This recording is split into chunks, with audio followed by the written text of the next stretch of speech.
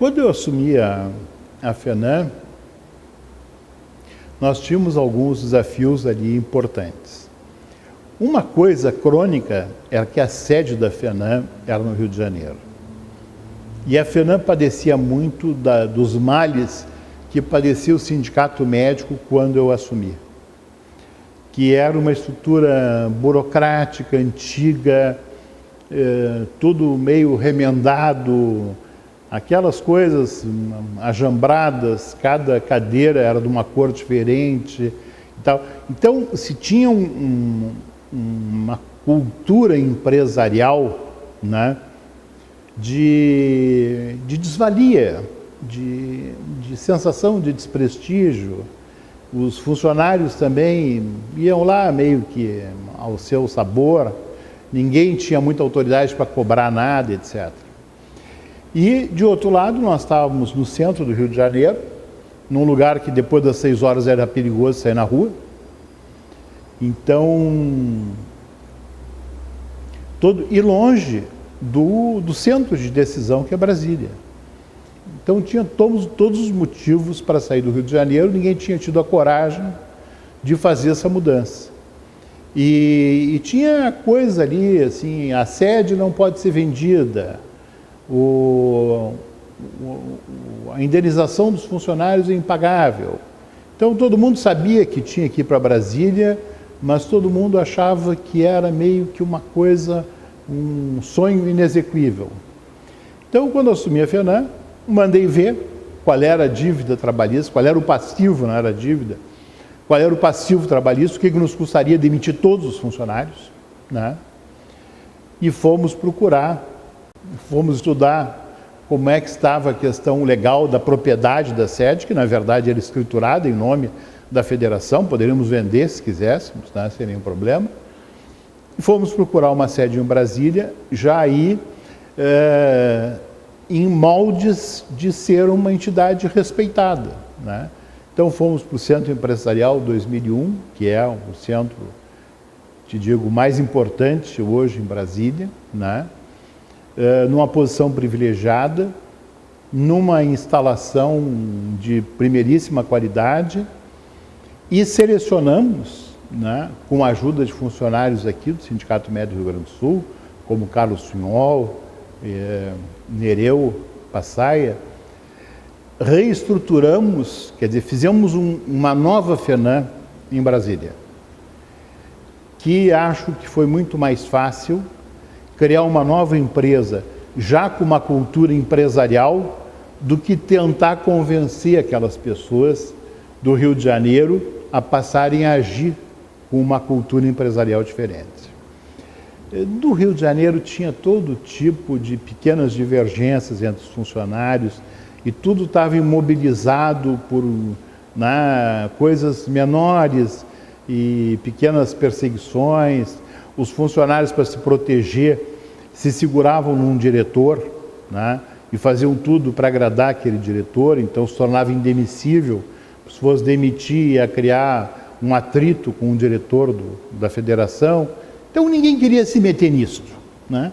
Isso foi se arrastando, e eu acho que com grande prejuízo para o desempenho da federação e com grande desprestígio para a FENAM, né? Entre os médicos, entre os sindicatos e entre as co-irmãs na Associação Médica Brasileira e o Conselho Federal de Medicina, basicamente.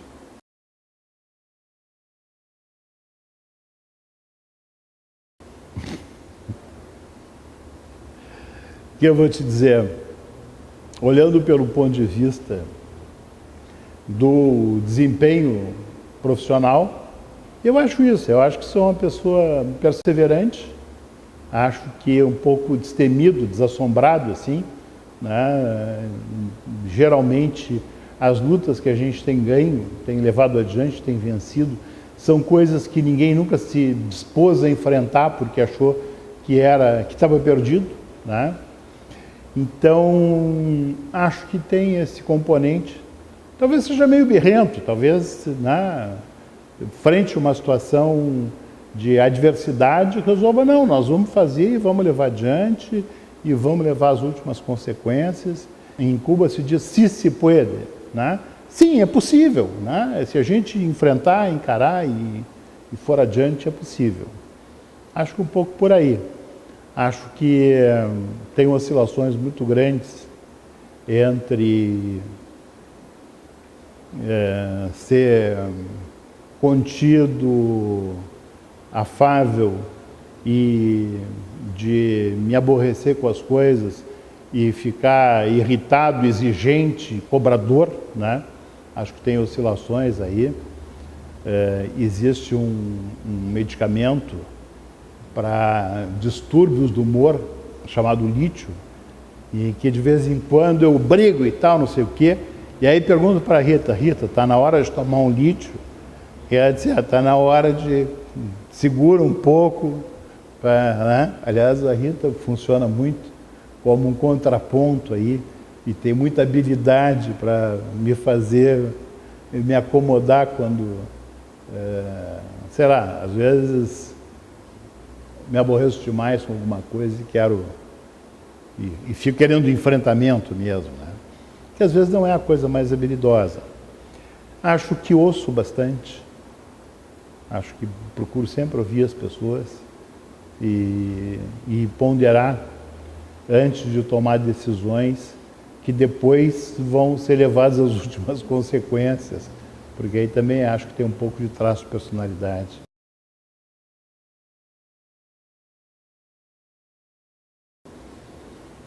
E eu acho que essas coisas um pouco foram acontecendo, né? Eu tive a oportunidade de dizer que aconteceu com a Nova República, né? Com a posse que deveria ser do Tancredo, as coisas sopraram ventos de liberdade, de participação, etc. E pela primeira vez se decidiu eleger um chefe da emergência do Hospital Conceição, que era o maior serviço do Hospital Conceição. E como eu era talvez por ser um reclamador crônico, né, e estar sempre brigando pelas coisas da emergência, me elegeram coordenador da emergência.